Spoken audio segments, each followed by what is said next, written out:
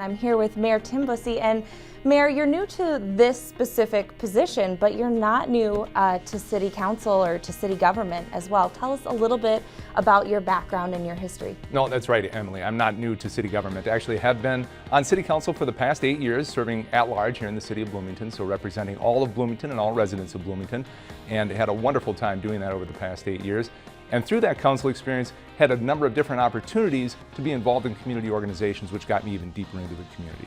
Served on the board of directors for the Bloomington Chamber of Commerce, for the Minnesota River Valley Isaac Walton League, with the Bloomington Heritage Days, a number of different organizations where I, as I said, got very involved with the community and really got to know people and got to know the issues and got to know the different residents and neighborhoods in Bloomington. And in addition to that, one of my first jobs out of college, I worked with the League of Minnesota Cities and really got an understanding and an appreciation for municipal government in Minnesota. And it really helped me, it piqued my interest in local government and really helped me propel me to the mayor's office today. And it sounds like there are already so many people who know you, but for those who maybe don't, what is the number one thing that you would want them to know about you as their mayor? The number one thing I think that I want people to know about me is that I am the mayor of all of Bloomington. And I think a lot of people sometimes think it's a mayor of a specific party, or if it's a mayor from the west side or the east side or something along those lines. But in fact, Bloomington elects a mayor for the entire city of Bloomington. Much like I represented the entire city as a council member, as an at-large council member, I believe it's my role to represent the entire city of Bloomington as mayor. I'd like to make decisions and lead the decision-making process and lead the conversation on the council with the entire city of Bloomington in mind. What would you say are your goals for the city in the next few months and then also in the next few years? My goals over the next couple of months, I laid out at our first council meeting of the year back on January 9th, I think it was. Early in January, I laid out what I really wanted to accomplish, and there were three things that I really wanted to talk about. First of all, I wanted Bloomington to be more in alignment. I talk more and more about the fact that Bloomington is a small town. It's got a small town feel, but there are so many components that make up that small town feel. And if we were all in alignment, how much more powerful that city could be. So I look at the city government. I look at our school board, Normandale Community College, the Chamber of Commerce, our friends at Hennepin County, the Park District, Three Rivers Park District, our nonprofits, our faith community, the neighborhoods that we have around the city. If we could get everyone in alignment, and by in alignment I mean everyone with similar goals and aspirations and a vision as to what we hope the community could be, if we could bring everyone into alignment, I just can't imagine how powerful Bloomington could be and what a powerful and successful city that we could absolutely build. The second thing that I really wanted to accomplish, one of the things that I heard of when I was campaigning for the office of mayor, I heard from so many people that people in Bloomington drive too fast. Whether it's on the main arteries, Old Shakopee Road or 98th Street or Portland or Nicollet, on those main arteries, but also within neighborhoods. And I have floated the idea of trying to lower the speed limit across the city of Bloomington to 25 miles per hour.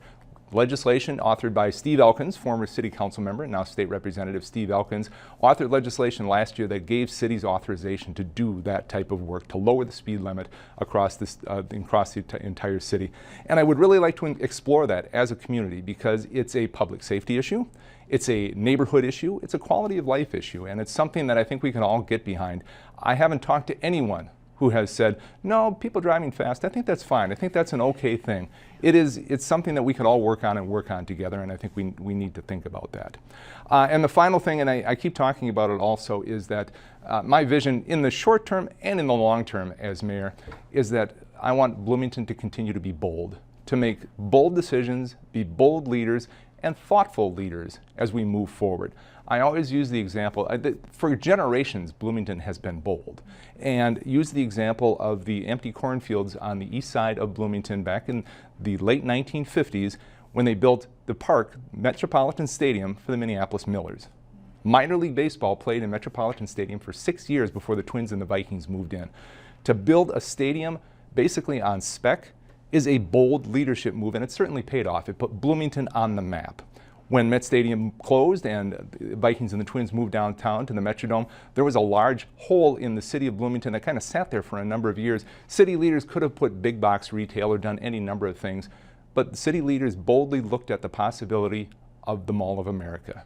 And hundreds of thousands of visitors later, I think it was a correct decision that they made there. It was a bold leadership. It showed bold leadership and a bold vision. And it really set the template about what Bloomington can be now today. Other, kind of bold decisions, the extension of the Blue Line light rail transit to the Mall of America, our Pathways to Policing project that we've got going on in our police department right now. So many different areas, our Opportunity Housing Ordinance, so many different areas. Bloomington has been a bold and thoughtful leader on issues of the day, and then been the leader for other cities in the metropolitan area and across the state to follow. And I want to continue that. And I want to make sure that continues. We're both bold, we're thoughtful, and we are leaders in the state of Minnesota. Absolutely, a lot to celebrate and a lot to look forward to. Certainly. As well. Are there any initiatives, specific initiatives that you have as top priorities under your leadership? Well, after 5 or 6 years of discussion on the community center, we've got to a point where we need to, I think, refocus and reframe the discussion about the community center. We had been working on a model of a community center like Lakeville or Chaska or Chanhassen, the model that they followed of a community center where they had a 40-acre parcel of land and they put a big do everything community center in the middle of that, and they called it a community center and off they went. We don't have that in Bloomington, and we can't do that. And I would like to think of the concept of a community center a bit differently. And I keep talking about the notion of centers of community as opposed to a community center. Now, what that means, it means a lot of different things to a lot of different people, and I hope we can start a community conversation on that very soon and really get thoughts from residents and neighborhoods and business owners, what a center of community, what that means to them. What it means to me is that we invest in and strategically build or strategically strengthen centers of community that either already exist or should be in place in Bloomington. For example, the investments that the city recently made at the Bloomington Ice Garden. Bloomington Ice Garden is a center of community and has been for decades. How do we invest in and strengthen that as a center of community? The Mall of America is a center of community. If you've ever been out there before opening, you know full well that it's a center of community. The number of people out there walking the mall before the mall opens makes it a center of community. The Caribou coffee shops out at the mall actually open early to deal with those folks, to serve those folks. It is a center of community. A dog park can be a center of community. A library could be a center of community. We probably need a senior center to be a continued center of community for our senior community. So many different possibilities, so many different definitions of what a center of community could be. I want that conversation to take place within the city of Bloomington. I want us to look at different ways of approaching this, because the conversation of a community center was one that began to divide the community. And a community center discussion shouldn't be a source of division, it should be a source of unity. So I would like to really emphasize that in the coming months and try and figure out how we're best served with centers of community in Bloomington. Fantastic. And you hinted at this a little bit earlier, but what do you see as your role in crime prevention here in the city of Bloomington? I worked for almost 20 years at the University of Minnesota in a department called University Services. It was basically the operational side of the university. So it included parking and transportation, facilities management, housing, food, but it also included the police department. So I have worked for a number of years in crime prevention, information, and helping people understand what it takes to keep themselves safe and what it takes to keep a community safe.